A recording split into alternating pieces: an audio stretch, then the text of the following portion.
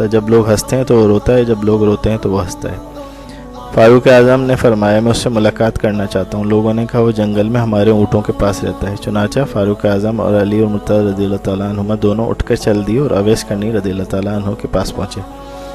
وہ نماز میں مشغول تھے، لہٰذا دونوں انتظار میں بیٹھ گئے۔ جب وہ نماز سے فارغ ہوئے تو سلام عرض کیا، پھر انہوں نے حضرت اویس کرنی کی ہتھیلی اور پہلو پہ نبی کریم صلی اللہ علیہ وسلم کی بیان کردہ نشانیاں پہچان کے ان سے دعا کی درخواست کی اور حضور کا سلام اور امت کے لیے دعا کی وصیت بیان کی۔ کچھ دیر بعد یہ دونوں ان کے پاس سے چلے گئے۔ بیٹھے ہوئے تھے کہ انہوں نے کہا آپ نے بڑی زحمت فرمائی، اب جائیے، قیامت نزدیک ہے، وہاں ہمیں ایسا دیدار نصیب ہوگا جو کبھی منقطع نہ ہوگا۔